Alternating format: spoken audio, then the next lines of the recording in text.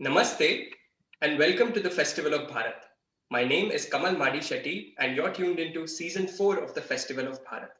We are a platform that believes in having open and frank conversations about Bharat. And today we are going to talk about not just Bharat but also the world we live in.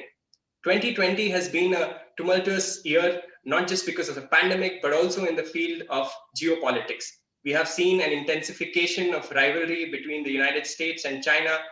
We have seen very significant shifts in the West Asian region in the form of Abrahamic Accords. And of course, we have seen Chinese aggression at the LAC in Ladakh. We are going to talk about all this and much more with a very special guest today who is joining us, Abhijit Iyer-Mitra ji. Abhijit ji is a senior research fellow at the Institute of Peace and Conflict Studies, New Delhi. He is a well-known commentator and thought leader on issues of strategic affairs. Namaste Abhijit ji and welcome to the Festival of Bharat. Har Har Mahadev, and thank you for having me. Pleasure having you, Abhijit ji. So I want to begin by what's, I think, on the minds of most people who are watching global politics or politics in general. And that is what has happened in Washington, where we saw a siege of the Capitol. So I want to ask you, how has the US got to this point that we have witnessed? What has caused this anarchy? So the US hasn't gotten to this point yesterday. The thing is, yesterday you saw this point inflicted on the Capitol building, but it got to this point the moment Hillary Clinton lost the election and set her horde of banshees and gutter trash onto the entire Trump supporters, onto the Republicans, and onto everything and anyone who disagreed with them. Remember, for the last 4 years, the American press has been constantly, incessantly undermining their own institutions. They have been normalizing violence, outright violence. You've had companies, American companies, and things like that ban the use of tags like All Lives Matter, but you are allowed to wear Black Lives Matter. They have all been cajoled, not cajoled, cajoled is too simplistic a word. They have been coerced the way you would in one of these, Soviet-style mind control campaigns or Chinese-style, let's support the leader campaigns into supporting absolute hooliganism, vandalism, rioters like Antifa and Black Lives Matter. So what you saw yesterday was, for the first time in 4 years, the right actually reacted because they had enough, right?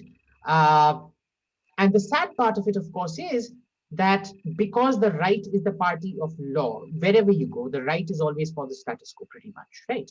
So it's the right that will always condemn lawbreaking and are especially harsh on their own, whereas the left, who were so outraging yesterday, the Democrats, were the ones that were supporting, normalizing, celebrating this kind of behavior for the last 4 years. So they have absolutely no moral standing, no locus standi to even question what happened yesterday.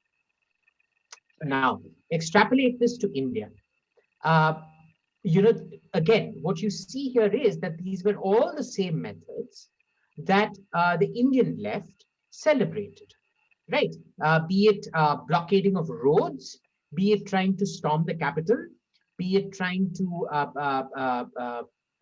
uproot not television towers, mobile phone, mobile transmission towers, so on and so forth. All of this, taking hostages. Taking hostages. Let's not forget a very brave journalist called Gunja Kapoor was taken hostage for a period of 5-6 hours by these hooligans at Shaheen Bagh.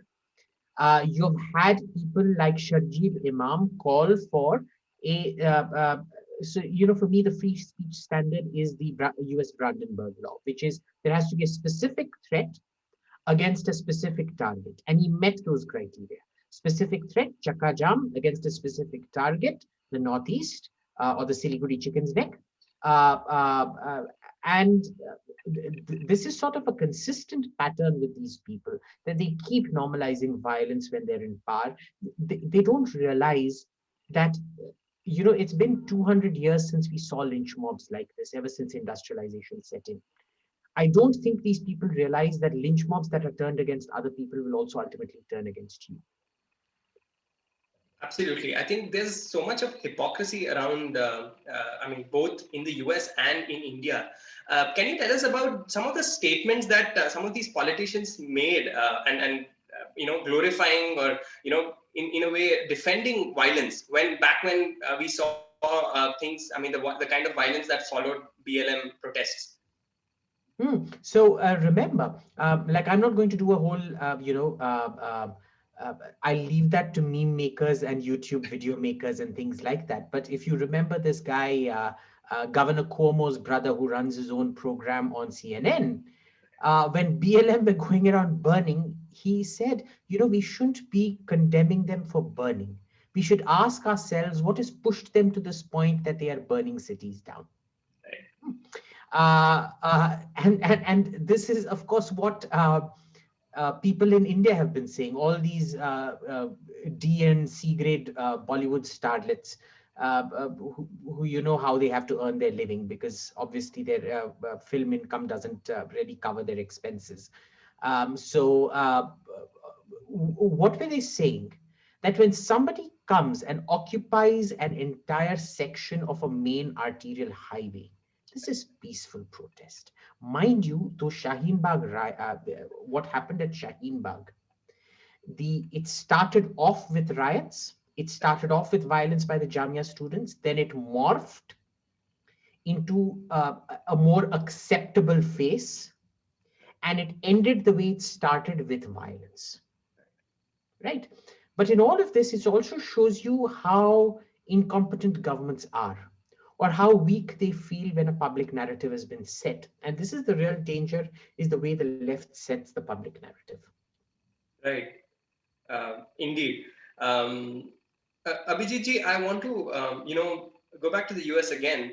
And now that it's certain that Joe Biden is taking over as the president, in terms of foreign policy, what could we expect, especially given the kind of cabinet that he has, proposed? Can you talk us through the cabinet and what you expect from foreign policy? Hmm. My real worry is about the only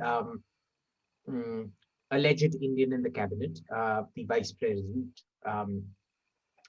so-called Indian, um, because she is one of those people who'd sell her own mothers on to a slave trader if she could get ahead in life.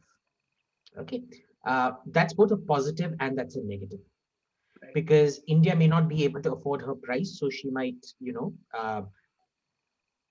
move on to the highest bidder. And Pakistan is always known to be a much higher bidder. Remember, Pakistan can always mobilize the Muslim vote in America far more effectively, because Indians in America have this acute inferiority complex. They need to fit in and be whiter than the white man, kind of thing. I think that Mr. Cooper, the Coopers at 42, the British comedy, did a very good sketch on it. Even though that was set in the UK, it applies even more so to the NRIs you see in America, because they come from a really, what shall we say, a particularly trash section of Indian society. And so the social climbing, the need for social validation and the craze to social climb is far greater.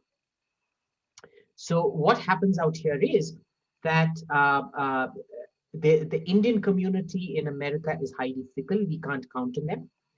The Indian in the cabinet is very, very scary, because I don't think we'll be able to afford her. The problem then arises as to the rest of the cabinet. I don't see a problem with the rest of the cabinet. I think they're all fairly stable people. I think Biden's done a fairly good job keeping out all the crazies. He's not given any of the squad any kind of position. He's not given any of the squad, and by the squad, for our viewers, the four evil witches of the West or East, or whatever it was in Dorothy and the Wizard of Oz. AOC, Alexandria Ocasio, let's just call her AOC, man. I mean, um, AOC, Rashida Tlaib, Ilhan Omar, the most infamous of the lot, and Ayanna Presley. And apparently, there's a fifth one that's kind of joined. I forget her name now, but irrelevant anyway. It's good he's kept them out. I think the real tension, though, is going to come from the people he has chosen on Russia, because he himself is extremely compromised when it comes to China. What you will see with him and China is what we saw with Obama and China. They make a lot of noise saying we're taking on China, taking on China, taking on China, but they do absolutely nothing on China. Instead, they keep trying to focus everybody's attention on Russia. Because remember, for the American liberal, their source of validation comes from Europe, because Europe is the mother of all their ideas. It's their historical mother in that sense, you know. So this very Eurocentric point of view and looking at Europe's concerns, where even though China is the biggest threat to America, for America, Russia will be the biggest threat because they seek validation from Europe. So what you see is people like Victoria Nuland, who was crucial in engineering the coup in Ukraine, that ultimately led to the Russian annexation of Crimea and all of that. She is now going to be an undersecretary of public affairs. So you know it's quite the sheer irony of it that her nomination was announced the same day that he accused Trump supporters of of attempting a coup, when Victoria Nuland had done exactly the same thing, and there is a clear phone recording. That's the brilliant part of it. The BBC has published the transcripts of it. A lot of places have published the transcripts of it. CNN refused to do so, which tells you about a lot about CNN. Um, but this is where the real danger lies, because with Trump, we had a certain leverage to do what we wanted to do with Russia. That may not exist under Biden. So it will effectively come down to a choose between me or Russia situation, number one. Number two, the problem is going to be with the realignment in the Middle East. And the realignment in the Middle East, the problem with that is if Biden starts trying to suck up to Iran now, then you're going to have a huge problem. Because what is going to happen is that it's going to break apart the entire Abraham Accords. Well, it won't break it apart, because I think between Saudi Arabia, the UAE, Bahrain, Oman's kind of neutral, and Israel, they've already formed extremely strong bonds. But we need to remember, America is what brought them together, and America can also do them apart. I think there will be a lot of resistance to this administration from those four Gulf countries plus Israel. Right. Which makes it problematic for us, because then we don't know what tightrope to walk. Right. We'll come back to some of the Gulf countries in just a bit.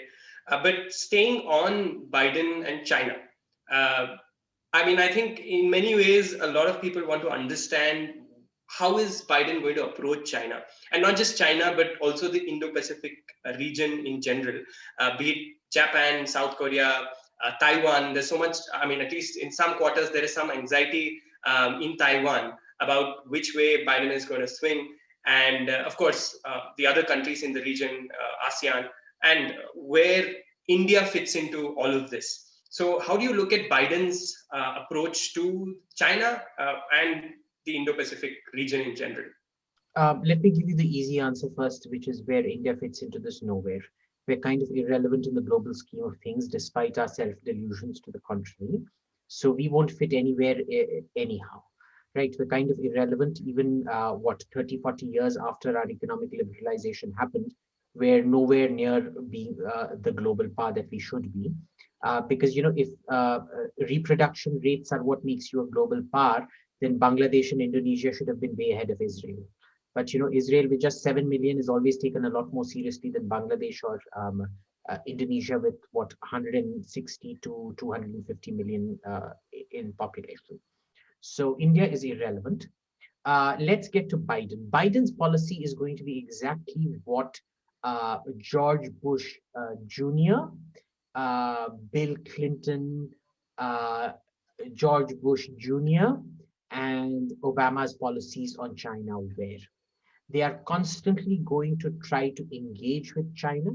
They're going to keep ceding more and more and more and more to China. And the EU free trade deal with China is sort of a very important marker in this. They will keep doing this to China. They will keep ceding more and more space to China. They will keep focusing on the wrong enemy, which is Russia, rather than the right enemy, which is China. But what they'll do is they'll create all kinds of humbug jargon, like, the Asian pivot. Do you remember that nonsense that Obama came up with? If you actually look at the Asian pivot, instead of actually moving troops closer to China, it actually involved a move back of about 500 kilometers of all American troops stationed in the southern island chain. So everybody will, because we know exactly how the US press is at the moment, everybody is going to clap and say, oh, he's very tough on China. He's doing wonderful things on China, la di da di da. Uh, they're not. And Biden is particularly compromised in this because he is personally compromised in this. His son is definitely compromised in it. And I think we can say this with a great deal of certainty because the documentation is far, far more conclusive than anything that was used against Trump on Russia. Right. And we've seen some of these things prevented from coming out in the public. There was some kind of censorship before the election recently. With respect to Hunter Biden's association with, elements in China. So could that also be something that will continue? We've seen some elements of censorship even, in the last few days. How are they going to sort of spin the narrative, if I can call it that? Look, they don't need to spin the narrative. They control the entire press, even Fox News. Remember, because employees of Fox News don't look at Fox News as their only employment opportunity. When they quit Fox News, they want to move on to other channels to be able to bargain, to negotiate, and la-di-da. So they're never going to, carry a right-wing line completely. They're always going to seek validation from the left so that when their paychecks and things they need to negotiate when they want to switch channels, that bridge is still open for them, right? So they will absolutely control the narrative on this. I don't think you will see Biden being criticized at all. You will have the sham of criticism. Right. Assume tomorrow, I'm being very hyperbolistic here, but still, if Biden were to gift the US East Coast off to China, let's say the West Coast, just for geographical ease, he were to gift the US East Coast, or let's say Hawaii, he were to gift Pearl Harbor and Hawaii off to China, the US press would say something like, it was too heavy a price, but ultimately it was worth it. Right. That is their idea of criticizing. This is what they did with Obama as well. Yes. If you remember, they all dampened down their criticism of Obama. Right. Why? Because Democrats and the left run the entire validation cycle. They run the entire job circuit because jobs, remember, 70% of your economy is services. Unlike manufacturing that requires a heavy deal of skilling, services you can come from any part of any discipline, engineering, humanities, whatever. So you're seeing an anthropological change where only 7% were meant to be in white collar jobs, anthropologically speaking, but today 70% of the jobs available are technically white collar jobs, theoretically speaking. So you have this thing of essentially white trash who were meant to be laborers suddenly thinking they've become white collar. And they control this entire narrative chain. They've created an atmosphere of fear. Dar ka mahal, to use that word, truly applies in this sense, where you have to comply with the dogma to stay employed in these companies. Right. So they control that. I think you're going to see the complete wipeout of the Republicans in about 10, 12 years. Trump was the only one that had it right. Uh, uh, because he was trying to stem the macro reversals that the Republicans are going to face, that I think the global right is going to face. Um, but let's see. Right, I'm not optimistic. right. Abhijit ji, I want to again go back to China. And we have seen 2020 has been in many ways a year where Beijing showed us its, ugliest side.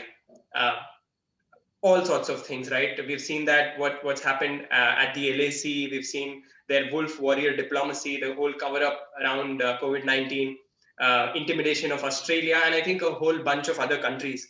And of course, internally and in Hong Kong, they've sort of cracked down on dissent like never before. So I want to understand, why has China become so emboldened? Why does it feel that it can get away with anything? So we need to understand, what we're seeing is not China emboldened. What we're seeing is China panicking. Right. And if you remember, even over the last, I think it was in the Festival of Bharat about 2 years back, I said that India's great misfortune is that our leadership right now are clueless. But India's great strategic opportunity is the fact that China's leadership is even more clueless than India's leadership. Because Xi Jinping, being a very stupid man, is the greatest gift China has ever given us. I'll tell you why. When people like Deng Xiaoping and even up to Hu Jintao, but including Jiang Zemin especially, they were very careful that, till China reaches paramountcy, they should never attempt to change the status quo. They should never challenge uh, global consensuses so openly. I think Xi Jinping has, counted his chickens before they hatched, and he's made it a lot more aggressive. Now, understand, why was this last year? China's aggression became particularly bad after COVID started up. And that is because of the kind of criticism that was being leveled at China. It was a panic reaction. And this shows you the danger of Xi Jinping, that for something like this, he starts panicking and he acts super aggressively instead of backing down. It shows you the dangers of having a madman in power. Internally, if you look at it, he has shut down all internal, and there was dissent. I think Deng Xiaoping saw to it that there was some kind of internal dissent where you could dissent within the party. It shouldn't get out, but within the party you could have different opinions, and everything would be carefully measured and so on and so forth. Xi Jinping has destroyed that. You can't have a different opinion from him anymore. So he engages in really stupid ventures like CPEC or OBOR, call it whatever you want, which are, we all know they're financially unviable. I've not, I'm yet to see a cost benefit analysis of this joke that is OBOR. And he's basically going to be, Xi Jinping is going to be like Brezhnev. Brezhnev and Khrushchev set uh, the seed for the collapse of the Soviet Union, but the Soviet Union didn't collapse in their lifetime. It collapsed about 20, 30 years after they died. You're going to see the same thing with Xi Jinping. Xi Jinping is laying the seeds of the collapse of China, but it's not going to happen in his lifetime. It's going to happen after that. Because he is making the same mistake of overextension, of bad fiscal policy, unsustainable fiscal policy, spending money that they think they have, which can evaporate very, very quickly, uh, on white elephants, essentially. So Xi Jinping is doing everything that the Communist Party of China told itself it would not do, which is do a USSR.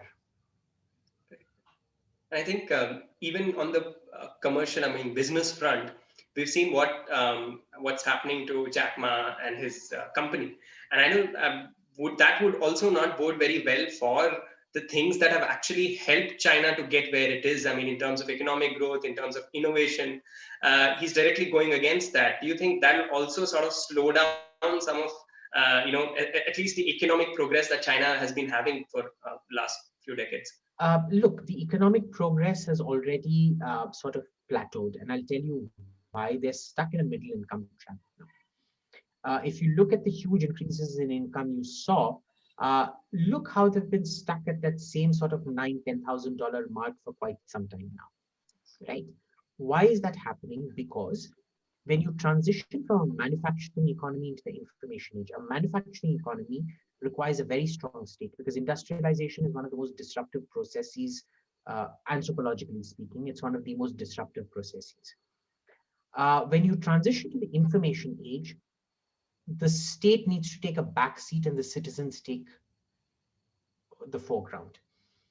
The Chinese Communist Party isn't willing to do that. Remember, the reason that countries like South Korea, Taiwan, they democratized wasn't because of the goodness of the heart. It's not like the Kuomintang suddenly decided, oh, I've seen the light of uh, uh, Buddha, Lokaiteshvara, or Jesus, or whatever it is, and decided to democratize. No, it happened because that 80s to 90s was when you were transitioning from manufacturing into microchips and the digital economy and the information economy. And so they decided to democratize because it was what the economy required. China has not done that. They're basically going the same way that North Korea is going at the moment. The thing about North Korea was people forget North Korea had the second highest per capita income in Asia after Japan till 1979. Till 1979, North Korea was the success, South Korea was the failure. Right? So China has sort of stalled its own growth. From now on, all the growth figures are prone to manipulation. They are all prone to sort of excess spending of money because they're sitting on what, a $3.5–4 trillion reserve. But at some point, if you spend 1.2, $1.3 trillion or whatever they are on things like Obor, that money isn't going to last very long. Like they say, the grandfather makes the money, the father spends the money, and the son loses the money. I think Jiang Zemin is the Xi Jinping, sorry, is the son that's going to lose the money, or at least the beginning of the loss of money. It's not going to, but again, you need to have a lot of faith. This isn't going to happen in the next 10–12 years. This is going to happen in the next 30–40 years. So it's a long-term thing that you need to look out for. Right. So 2020, we've also seen a lot of, we've mentioned this earlier, but we saw a lot of crackdown in Hong Kong.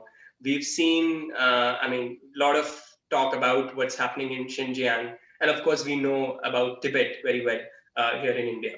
So despite all of these very blatant and egregious human rights violations, we saw recently that there was an investment deal between the EU and China.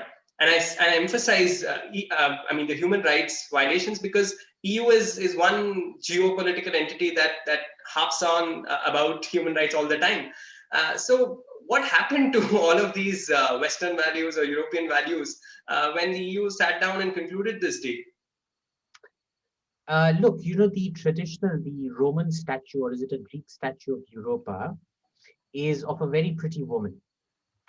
Now, because it's a marble statue, we don't know how it was originally carved. Was it a goddess or was it a whore? And I think basically what happened was China found the right price for the lady in question to open her legs. I'm sorry to use that vulgar terminology, but there's really nothing else to describe the EU trade deal. It's basically sold out. It's opened its legs for the highest bidder. And that is Europe for you. But Europe was never the sort of, I know Europeans have this image of themselves as this sort of, the empire of ideas, as they call it.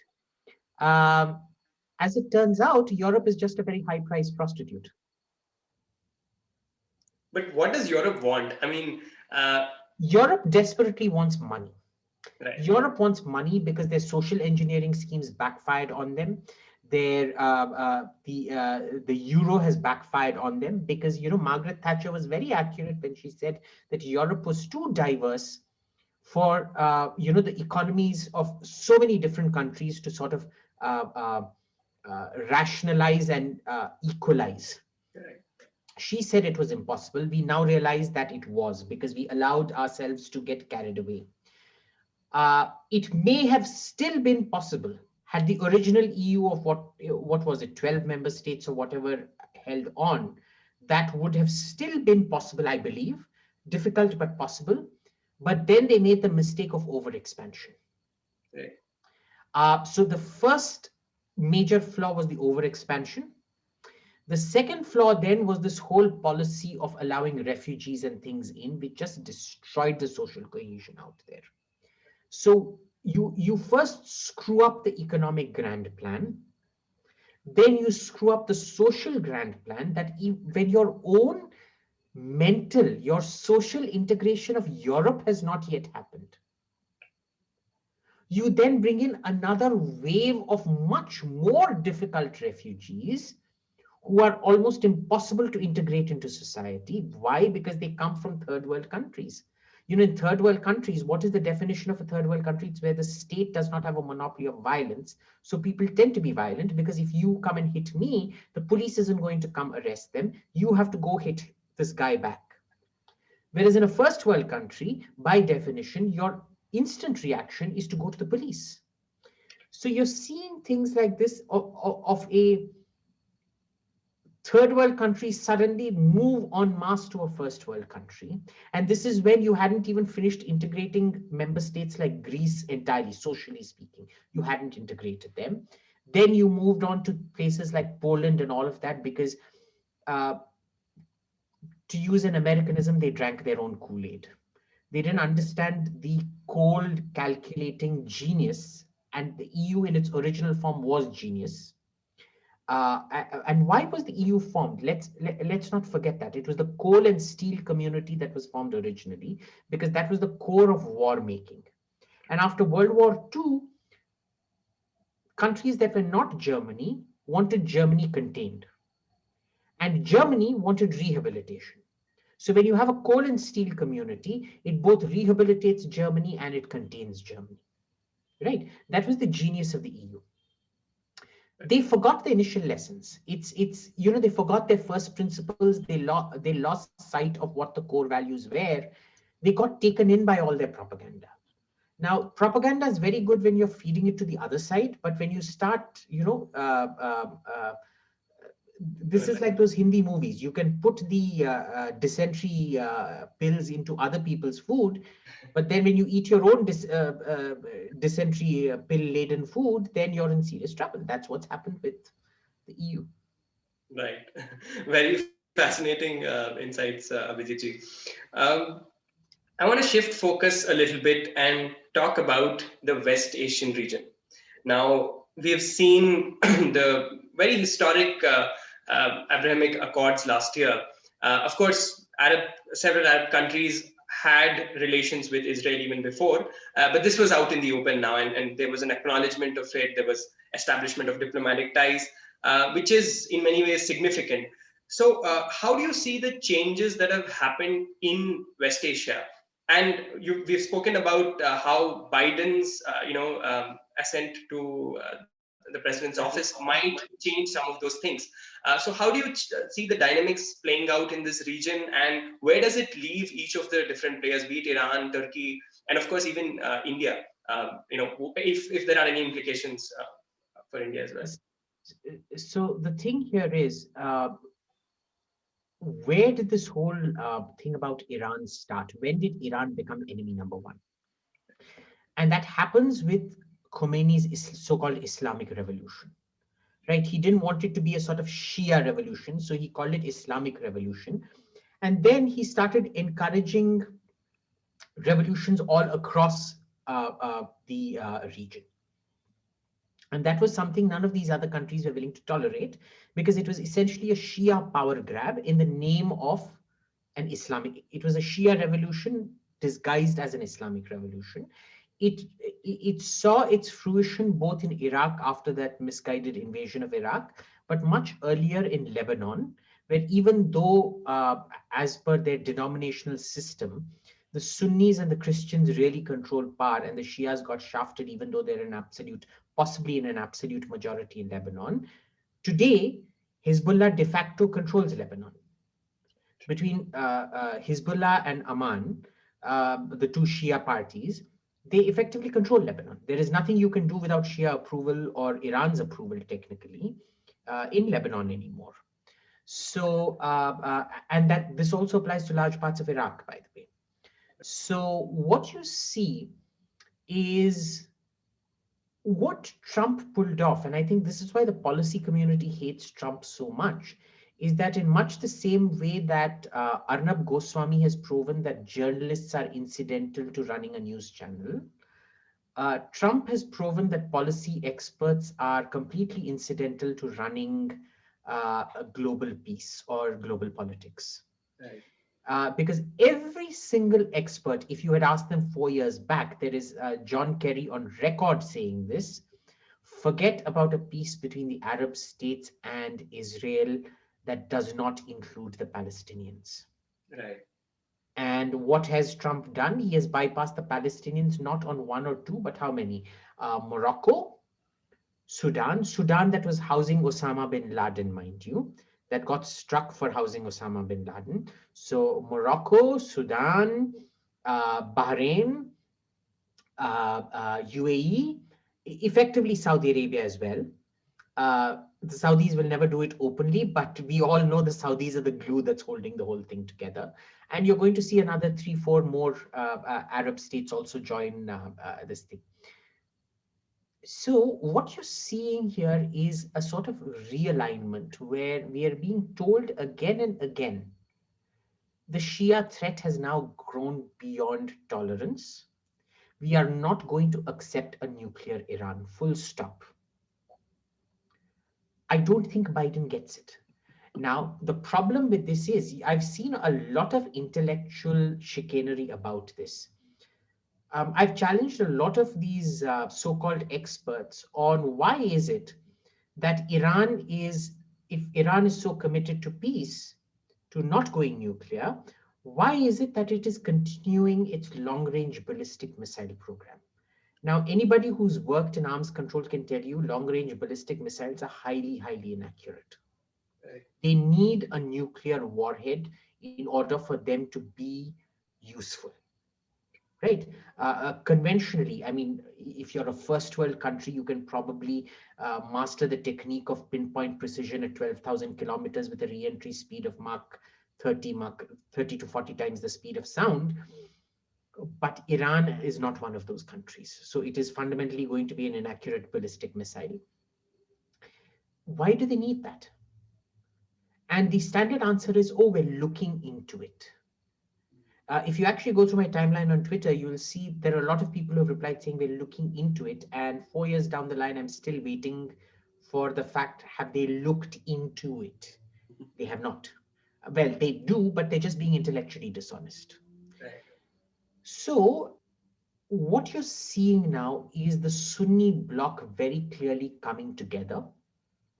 They are excluding the Turks from the equation. Because remember, their hatred for Iran is only matched by their hatred for Turkey. And it needn't have been that way for Turkey. Turkey could have very much been part and parcel of this entire package, except for Erdogan being too smart by half. Think of Erdogan as Xi Jinping in fast forward. Xi Jinping is Erdogan in slow motion. Erdogan is Xi Jinping in fast motion.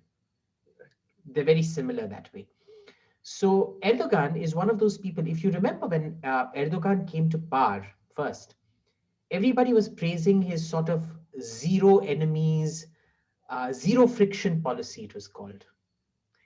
And what a joke that turned out to be, because there is not one person, not one country around him that doesn't hate his guts. Yesterday, there was news that Greece and Israel are now setting up a joint fighter training academy. They're going to pool their fleet of fighters and they're going to be training, which means because Israel's a small country, so most of its training happens over the Mediterranean. They're going to be simulating long-range runs over Cyprus all the way up to Greece. Right. And that is sort of your nightmare come true for Turkey. Turkey has been trying to use Libyan terrorists to assert its gas claims, even though it has none. Neither Libya nor Turkey have gas claims to where Greece, Cyprus, Israel have them because of the way nautical conventions work. They're not listening to that either. The French nearly sent their fleet against the Turks. The Egyptians have bombed Turkish positions in Libya. Uh, the whole of the Arab Peninsula today, without exception, except Qatar, and now that Qatar has kind of kowtowed and bowed down to the Saudis in a sense, uh, uh, the one bankroller of their eccentricity that they had has also abandoned them. Mahathir Mohamad, poor chap, is out of power. Uh, it's not going well for these guys. So that's the dynamic. Now to take this forward, where do I see this? The price for Erdogan to the price of readmission for Erdogan is going to be so high that he's not going to be able to afford it. He may have been able to afford it at one point of time, but he has no cards left to play. And he's also done the grave mistake of alienating Russia on, even though Russia is, because thanks to Putin's clumsiness, he has very few cards on the table. They jointly attacked a treaty ally of Russia, and Russia did nothing. So everybody around Russia today is laughing at Russia as an impotent eunuch because they couldn't come protect Armenia, right? Uh, so even that one friend that he had, he was playing a high stakes game trying to alienate them. It shows you how crazy the man actually is, right? So we've got this combination of things. Turkey is, I think we've seen the end of the zenith of Turkey. From now on, it's only down, down, down for Turkey. For Iran, their hope will lie in the possibility of Biden signing a deal. The issue is that with Israeli diplomatic skills and Saudi money, and the UAE's charm in DC, they will be able to run rings around Biden in scuttling any policy he has. It didn't work that much with Obama because even though the Saudis and the Israelis were on the same thing, they weren't really coordinating with each other. Now it is blatant open coordination. They're not even shy about it. You have UAE newspapers and Israeli newspapers having, they're literally anchors, TV anchors are having long distance love affairs. UAE anchors and Israeli anchors are having love affairs. They've gone from being at a state of war to in 2 months being each other's closest allies. This is like wo sagai shadi with India and America. We haven't even gotten married yet. After 30 years after the end of the Cold War, we're still going on dates. We haven't even gotten engaged yet. With Israel and the Arab countries, what has happened now is they have gone from being bitter enemies to forget engagement and marriage. They've already produced kids and grandkids now. They're waiting for the great grandchildren to be born, right? So it's actually quite funny. I think we're finally seeing a Middle Eastern power bloc that has the ability and the strength to be in DC and say, you know what, we're not going to let this deal go through. And when they failed under Obama, they'll actually succeed now. So I would be very, very surprised if Biden got a deal through unless the terms are so harsh on Iran. I don't think Iran will suck it up, but let's see. Right. Very interesting observations, Abhijit. So I want to, like, from West Asia, come closer home in our neighborhood. And that is one country which has made a lot of headlines in recent months has been Nepal, and for the wrong reasons. There's so much of blatant interference of China in Nepal that I wanted to ask you, how did that get normalized, right? You're sending senior level officials almost on a regular basis. The ambassador there has been involved. So how did this interference get so normalized? So, one of my favorite themes has always been the clumsiness of the Indian Foreign Service. When somebody treats you with respect, we treat them like dirt, Yeah. like we used to with Bangladesh, like we do with Nepal. We still do with Bangladesh to a certain extent. And when somebody treats you like dirt, we bend over backwards to accommodate them, like China does. Right.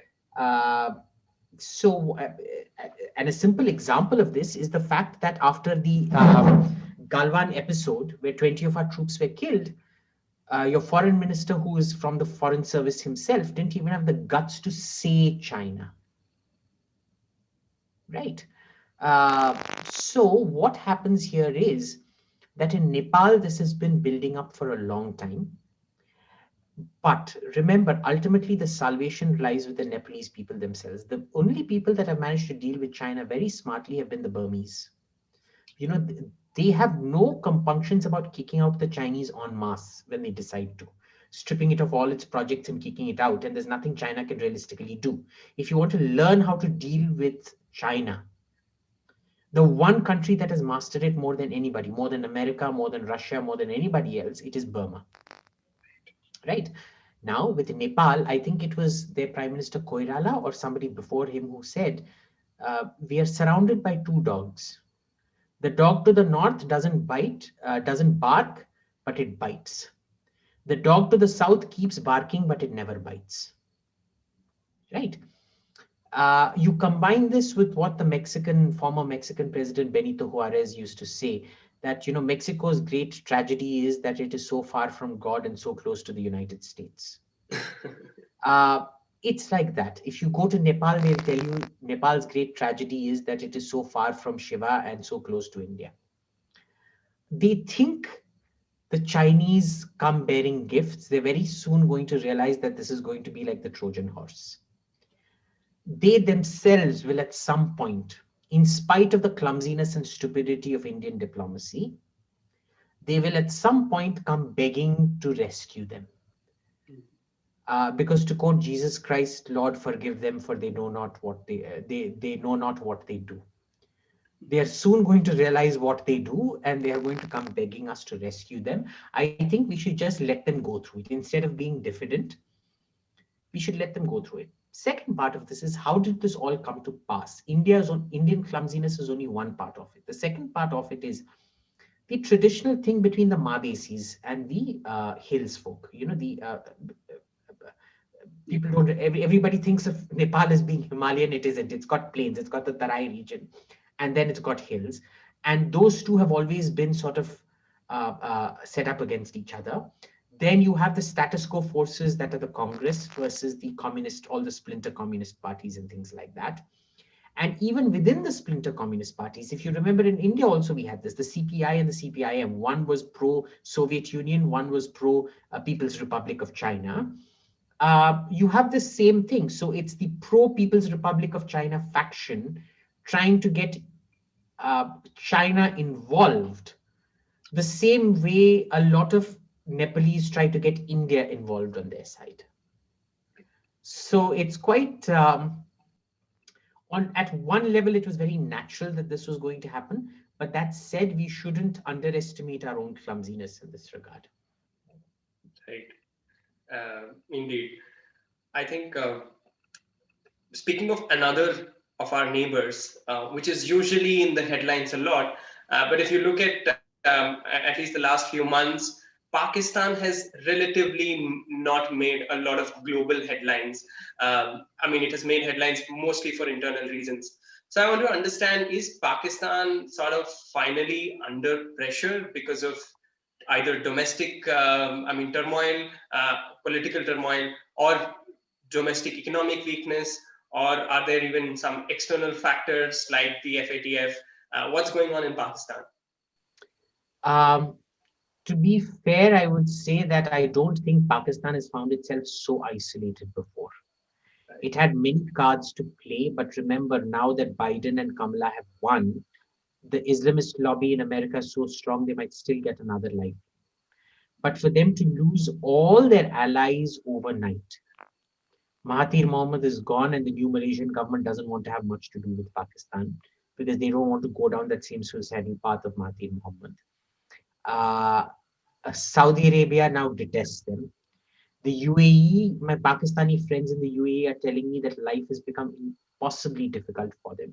You know, the way when Yasser Arafat supported Saddam Hussein's invasion of Kuwait, the Gulf countries made the lives of Palestinians in the Gulf miserable. It wasn't outright expulsion, though Kuwait did expel them when it got independent, but it wasn't outright expulsion. It was just slow day-to-day harassment, where if you're Palestinian, you are considered somebody dirty, not to be trusted, treated like shit. That is now happening to Pakistanis across the Gulf. It is happening in Saudi Arabia. It is happening in the UAE. You've seen how they cancelled Pakistani doctors' licenses. Then they cancelled Pakistani pilots' licenses. They no longer want Pakistani pilots to fly. Etihad and Emirates and Gulf Air were essentially PIA minus. They were all started by PIA in the sense, Pakistan International Airlines. Today, they don't even want to employ a Pakistani there, except in menial labor jobs and things. And even that they're trying to get rid of now. So they've lost the entire goodwill that they had in the Gulf. And Pakistan should have seen this. Pakistan should have seen this because the reason they used to use Pakistani troops to guard their royalty and things like that was that Pakistan was seen as a relatively secular Muslim state, as opposed to unreliable local tribes people. For example, King Faisal, who was killed by his own nephew or something like that in retaliation for what happened to his uncle in the Mecca siege, in the siege of the Holy Mosque. So Pakistani troops were seen as reliable. Their air forces were run by the Pakistanis because they were seen as competent. Today, Pakistan is seen as a hub of terrorism. People, the effect of the assassination of Salman Taseer or Benazir Bhutto, Pakistanis didn't realize this. The Pakistan army thought it was being very smart getting rid of Benazir Bhutto. They never realized how this was going to come to roost to them because the Saudis and co lost confidence in them. They're like, look, if these guys are playing hopscotch with their own leaders, tomorrow what will they do to us? So that mistrust has been building. The final thing came with the Saudis, at least with Mohammed bin Salman. The final thing came when they bought these CSS-2 intermediate range missiles from Beijing in uh, the 1990s, I think, the Saudis. And the belief was that Pakistan would give them warheads on demand, that the Pakistani nuclear arsenal was in fact a Saudi on demand nuclear arsenal. NPT uh, benefits without, the benefits of having nuclear weapons with NPT membership kind of benefits club, if you want to call it that. And the Pakistanis went because every time Pakistan is asked to deliver on its promises, it never does. Remember, the game they played with the Americans in Afghanistan is also what they've played with the Saudis in Yemen. When the Saudis asked them for troop deployments, they said flat out no. So that's also not gone down very well with MBS. The UAE knew. The Saudis did not know how to fight. The UAE knows how to fight. They knew it was going to get long, bloody, and miserable because I spoke to a lot of UAE army officers and air force officers before they went in. But they're like, look, an alliance is an alliance. If we're going in, we're going in. Are many of our kids going to die? Yes, that's the price we have to pay. And they were very clear-headed about it, you know. And in that sense, you see this, that Sheikh Nahyan has been the mentor of MBS for quite some time now. It's his wisdom that he allows MBS to front all the policies, but it's Sheikh Nahyan in that sense driving it. He'll never take credit for it because he's a smart man. So it's actually, it proves something I thought 5-10 years back wrong. I fundamentally believed that you could not move from a pre-industrial society to the information age. And I think the UAE has proven us wrong because the UAE never moved into manufacturing per se, but they've still managed to move into the information age and become a very open, liberal society. And I think that is what they are now trying to replicate for Saudi Arabia. So UAE was the pilot project, Saudi Arabia is the main project. I think it will succeed. I think it will succeed. So I hope it will succeed. Maybe it's wishful thinking, but that is the trajectory. I think the big loser in all of this are Turkey and Iran. Right.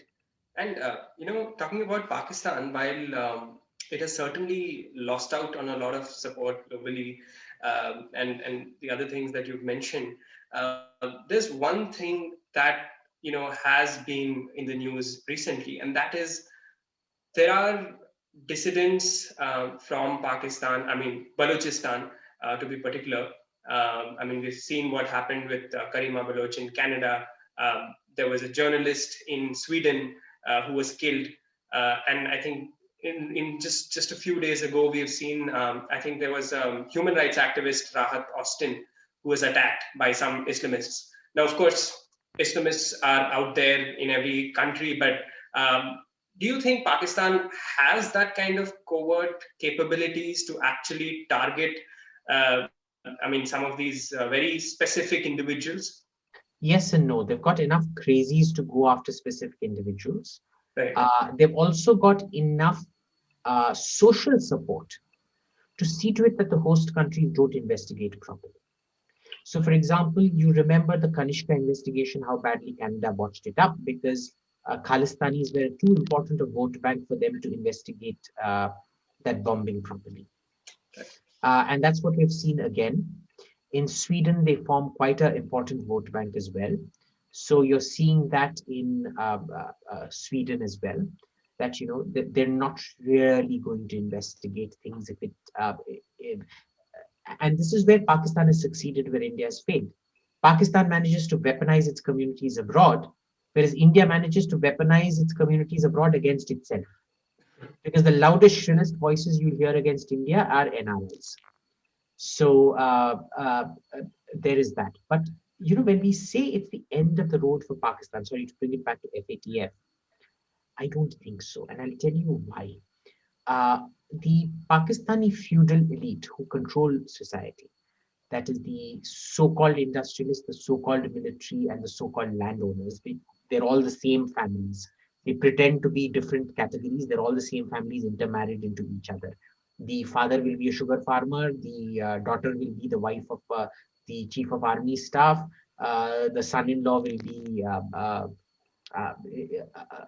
landowner or something like that. So they all have dual citizenship.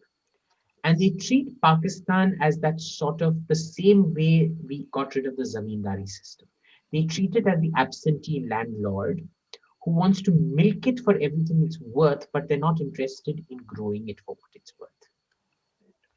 So as long as they continue to have their dual citizenships in wherever, and there's a huge number of them in Boston. We know that Norway is swamped by them. Half of Mayfair is owned by Pakistanis in London. Dubai, again, lots of the Pakistani elite families live there. Zardari lives there full time. His children live there full time. When people make fun of Rahul Gandhi, I'm like, at least Rahul Gandhi is still better than the Zardari, the Bhuttos, and what they do. Or the Nawaz Sharifs also. They hardly spend any time in Pakistan proper. Army generals, none of their families are in Pakistan proper. They all live abroad. They all have dual citizenship. So what you're going to see is that even if Pakistan fails, Pakistan is going to go on, because the pain of the Pakistani people is not what determines Pakistani policy. It is the pain of the Pakistani elite that determines policy.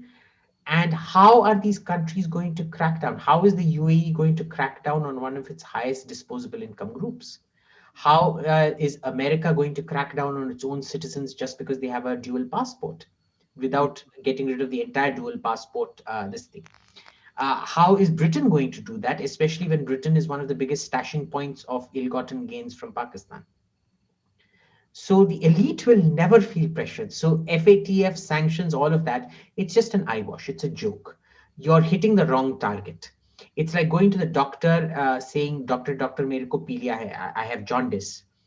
And the doctor, instead of putting you on treatment for your liver, because it's a liver disease, He says, you're looking very yellow. You can choose either between Yves Saint Laurent foundation or Christian Dior foundation to apply on your face so that the yellowness goes. It's like that. Right. Um, very fascinating conversation, Abhijit ji. I think we've covered literally the world in a matter of minutes. Thank you for that. And thank you so much for sharing your insights and joining us at the Festival of Bharat. We, of course, hope to see you again. But thank you so much for joining us today. Thank you. Har Har Mahadev. Thank you so much. And to our viewers, please do continue supporting us and do subscribe to our channels, both the Festival of Bharat and the Citti Media channel, because we'll be uploading content on both of them. We'll see you in another conversation. Until then, take care and namaste.